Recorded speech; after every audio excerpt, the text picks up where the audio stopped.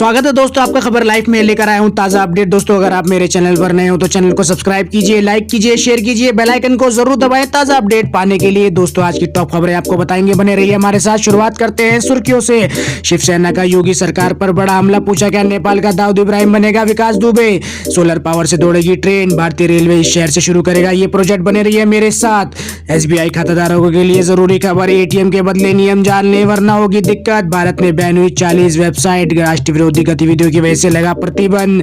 बदलने वाली है ट्रेनों की टाइमिंग, जानने कैसे होगा आपको फायदा। बने रहिए मेरे साथ दोस्तों, ये भी बताएंगे।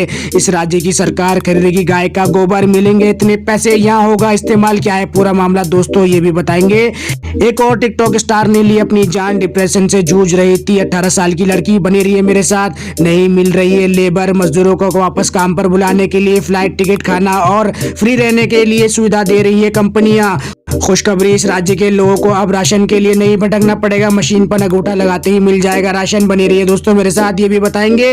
नौकरी की टेंशन जाए भूल, ड्रैगन फ्रूट की खेती से करे लाखों में कमाई, जानिए क्या है इसके पूरा मामला दोस्तों ये भी बताएंगे। बने रहिए मेरे साथ। चलिए दोस्तों शुरुआत करते हैं पहली बड़ी खबर की। इन दिनों भारतीय रेलवे में तमाम नए प्रयोग हो रहे हैं। ऐसे में भारतीय रेलवे ट्रेनों को सोलर एनर्जी से चलाने की तैयारी कर रहा है। हाल ही में रेलवे ने इस दिशा में बड़ा प्रयोग किया है। रेलवे ने पायलट प्रोजेक्ट के तहत मध्य प्रदेश के बीना में सोलर पावर प्लांट लगाया है। ये प्लांट रेलवे की खाली पड़ी जमीन पर लगाया गया है। इस सोलर प्लांट से 1.7 मेगावाट की बिजली पैदा होगी और इस प्लांट से बनने वाली बिजली से ट्रेनें चलाई जाएंगी। चलिए दोस्तों रुक करते हैं अगली बड़ी खबर की ओर। कानपुर इनकाउंटर के बहाने शिवसेना ने योगी आदित्यनाथ सरकार पर सियासी वार किया है। शिवसेना ने योगी सरकार से सवाल पूछा है कि 3 साल पुरानी इनकाउंटर सरकार की लिस्ट में विकास दुबे का नाम क्यों नहीं जुड़ पाया है। शिवसेना ने मुख्य पत्र सामना में लिखा है कि ऐसा ना हो विकास दुबे नेपाल भागकर नेपाल का दाऊद इब्राहिम बन बैठे।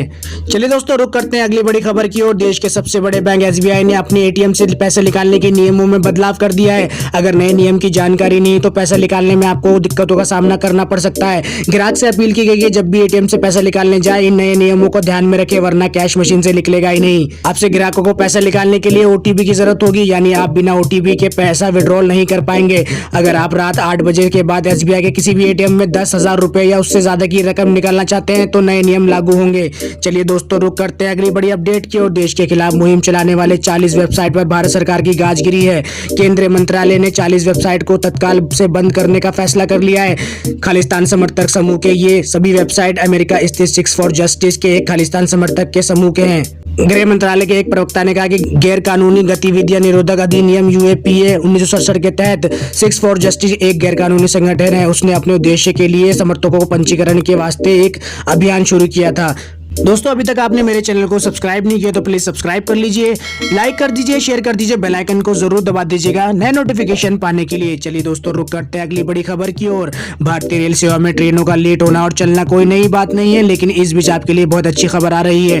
भारतीय रेल ने अब ट्रेनों के टाइम टेबल को बदलने का फैसला किया। इससे यात्रियों को भी फायदा होने वाला है। ट्रेनों के परिचालन को लेकर भारतीय रेलवे का नया टाइम टेबल तैयार है। कोविड-19 महामारी के कारण जिन ट्रेनों का परिचालन बंद हो गया था अब दोबारा ट्रेनों का परिचालन शुरू होगा, तो सभी ट्रेनें नए समय के अनुसार चलेंगी। रेलवे इस वक्त जीरो बेस्ट मानकर नया टाइम टेबल बना रहा है। इसके मुताबिक सभी यात्री ट्रेनों का शेड्यूल और उनकी फ्रीक्वेंसी फिर से तैयार होगी। चलिए दोस्तों रुक करते हैं अगली बड़ी अपडेट की ओर। छत्तीसगढ़ सरकार हरियाली उत्सव के मौके पर 20 जुलाई को शुरू होने जा रही गोधन न्याय योजना के तहत पशुपालकों से 1.5 रुपए प्रति किलोग्राम की दर से गाय का गोबर खरीदने जा रही है। सरकारी प्रवक्ता ने बताया कि कृषि मंत्री रवीश चौबे की अगुवाई वाली इस मंत्रिमंडलीय उप समिति ने शनिवार को गाय का गोबर खरीदने की सिफारिश की है। चलिए दोस्तों रुक करते हैं अगली बड़ी खबर की ओर। कोरोना वायरस के कारण देश में अचानक लॉकडाउन किया गया था। 2 महीने चले लॉकडाउन की वजह से लगभग सभी दुकानें, इंडस्ट्री, कंपनी, बिजनेस एक्टिविटी बंद हो गई थी, जिसके कारण मजदूर और कम तनख्वाह वाले लोगों को बेसहारा और बेरोजगार होना पड़ा था। अब अनलॉक शुरू हो चुका है, कंपनियां खुल गई हैं और अब मजदूरों को वापस बुला रही है, लेकिन वह वापस आने में हिचक रहे हैं। कंपनी प्रवासी मजदूरों को वापस बुलाने के लिए तरह तरह के प्रयास कर रही है। हालांकि कुछ कंपनियां शहरी क्षेत्रों में श्रमिकों को आकर्षित करने के लिए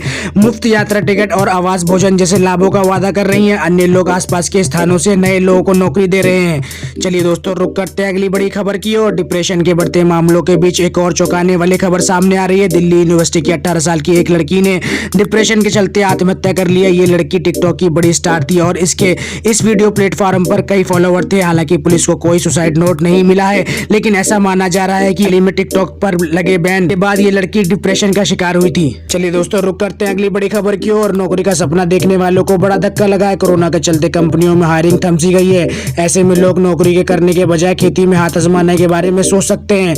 अगर आपके पास जमीन है तो आप खेती के जरिए बेहतर कमाई कर सकते हैं। ड्रैगन फ्रूट का पौधा बाजार में 60 रुपए लेकर 200 रुपए तक मिलता है। कीमत इस पर निर्भर करती है कि पौधा कितना पुराना है। 3 साल पुराने पौधे लगाने पर आपको उपज जल्दी मिलती है। मानसून में ड्रैगन फ्रूट तैयार होता है। मानसून के 4 महीने में प्रत्येक 40 दिनों के अंतराल में फल पकता है। एक फल का वजन औसतन 100 से 300 ग्राम तक होता है। उत्तर प्रदेश में हापुड़ के एक किसान ने 1 एकड़ खेत में ड्रैगन फ्रूट की खेती की और आज वो इससे सालाना लाखों रुपए कमाई कर रहे हैं। चलिए दोस्तों, रुक करते हैं अगली बड़ी खबर की ओर। कोरोना वायरस लॉकडाउन में प्रवासी मजदूरों को गांवों की ओर लौट रहे हैं। उनके राशन पानी की व्यवस्था करना सरकार की अहम जिम्मेदारी है। उत्तराखंड सरकार ने गरीबों को सस्ता राशन मुहैया कराने के लिए राज्य में वन राशन वन योजना लागू कर दी है। इस योजना के लागू होने से नेशनल फूड सिक्योरिटी स्कीम के तहत किसी भी सरकारी दुकान से सस्ता राशन लिया जा सकता है। साथ ही दूसरे राज्यों से आए लोगों को भी उत्तराखंड में राशन मिलेगा। बायोमेट्रिक मशीन के जरिए राशन लेने वालों को मशीन पर अपना अंगूठा लगाना होगा। इसके बाद उनको सस्ता राशन मुहैया कराया जाएगा। दोस्तों, अभी तक आपने मेरे चैनल को सब्सक्राइब नहीं किया तो प्लीज सब्सक्राइब कर लीजिए, लाइक कर दीजिए, शेयर कर दीजिए, बेल आइकन को जरूर दबा दीजिएगा नए नोटिफिकेशन पाने के लिए।